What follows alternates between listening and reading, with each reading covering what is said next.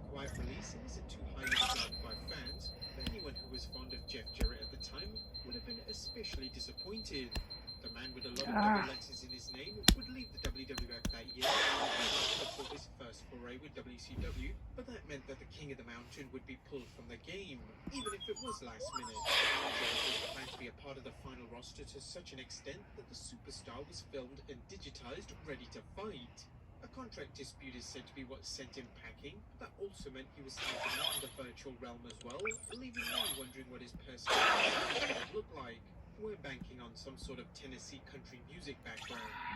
Both Scott Hall and Kevin Nash were on the list for early planning of the game, but their defection to WCW most likely meant they were scrapped early on as well. WWF Wrestlemania 2000. A rather misleading title as the game released 7 months before the actual event it was named after. Most fans of wrestling video games that enjoyed this one on the N64 remember it as the first entry that was placed in the carefully abandoned Both Tiger Ali, Sting and Gilbert were discussed for the roster, but they stopped appearing programming and were removed at some point in development. There were also several women wrestlers that had been eyed for the game, but Nicole Bass, Ryan Shamrock and Sable all left upon leaving the company. The last two supposedly had a good bit of work put into their characters due to the timing. Most importantly may have been the absence of Goldust. Dustin was supposedly unhappy with his character at the time and went into WCW to do the Seven storyline. A good bit of work had been done for Goldust though, and upon leaving, that character slot was given to Chris Jericho. Tragically, Owen Hart was also supposed to be in the game, but was removed likely out of respect for the Hart family, and also more than likely to avoid any legal action from his widow, Martha Hart. Wwf Smackdown for PS1. In the first WWF/WWE game by longtime developer Hughes, the new PS1 title would take on the name of the hit weekly show. Once again, Jeff Jarrett would be working for a title and leave the company just a few months before its release. We know that old Double J was deleted from the game thanks to the information in the debug menu, and his name and picture can be found as well. The images look to be from an earlier build, possibly the prototype. The character was decently far along before being cut. Another rumor proposed that this also happened to Goldust again, but no evidence proving that he had been removed was found. WWF No Mercy. In THQ's last hurrah for the NC. What if we were wrong in thinking that joy happens only at the end? What if joy is the whole game, not just the end game? 64, they published one of the best-selling titles for that console. No Mercy is regarded as one of the best wrestling games of the era, where the developers tweaked their to perfection, but also had to remove some characters. One large name and star was notable by his absence. The Big Show was having a rough time in the Federation as he was pulled from television and sent back to OVW. This was due to the performer's weight, an issue that the company viewed as such a problem, but he was also removed from the game. It may seem quite hard, but the game is still in the code and accessible with a game shop. Notably, players could also see pictures of several wrestlers not in the game via some work, with the likes of the Headbangers, Midian, Gangrel, and the Mean Street Posse showing up in image only. These wrestlers can be easily created within the game, allowing fans to still play as their favorites.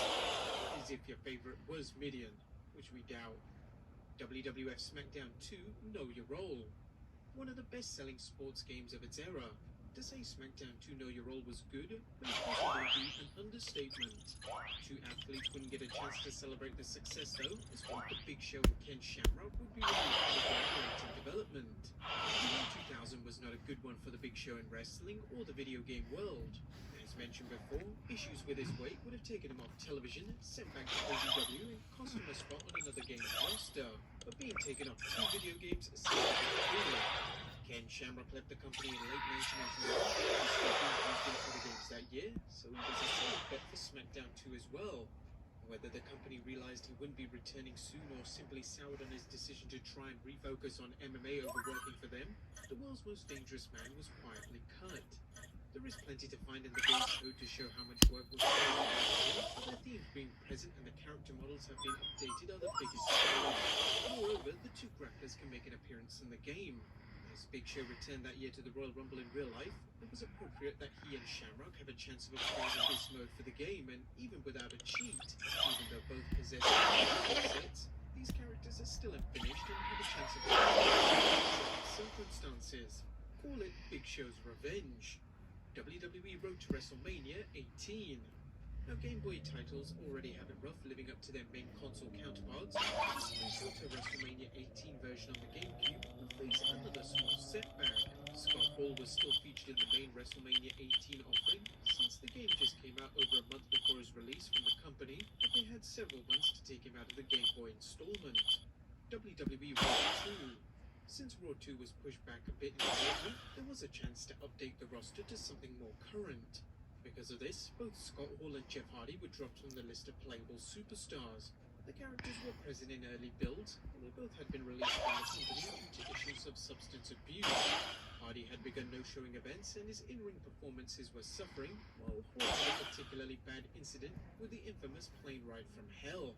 Wwe Smackdown, Here Comes the Pain. Little needs to be said about Here Comes the Pain, as its reputation is well established. Not only did this installment refine many aspects of the gameplay and add series mainstays like the Elimination Chamber and Legends in the roster, but tons of fans hold it up as one of the best wrestling games, period. Many wrestlers were removed from the finished product, but still remain in the game in pieces. There were a few that were much closer to keeping their spots. Wrestlers like William Regal, Billy Kidman, Spike Dudley, Bradshaw, Rosie, Gilligan, and Molly Holly were all removed for various reasons, including WWE television, production times, but they can all easily be recreated as cause. Al Snow is one who is believed to have been cut due to time, as he is still somewhat playable, only with the Rock's model. Just remember to turn entrances off when doing this, or the game could freeze. Hulk Hogan and the Ultimate Warrior have stats and images on the select screen. Hulk actually has two, one of which seemed to be for his Legends model. Hogan had left the company during his Mr. America run, just after unmasking, supposedly due to irritations with creative, or more likely the money he was being paid at the time. For the Ultimate Warrior, things were always a bit shaky, with lawsuits being thrown around, which is why he was locked out. This isn't too hard to believe, years before WWE would produce the infamous self-destruction of the Ultimate Warrior DVD. The worst offense for some was the absence of Jeff Hardy, who had been released for the same reasons he did not appear in Raw mentioned. This time felt like more of a slight though. Daredevil had been removed quite late in development, so much so that it was even featured heavily in the game trailer. WWE Smackdown vs. Raw. Following up one of the greatest wrestling games ever can be tough, so it's best to change the name and make sure the cover looks badass. Smackdown vs. Raw was a good attempt, even being nominated for Best Fighting Game at the Spike Video Game Awards that year, but there were some omissions.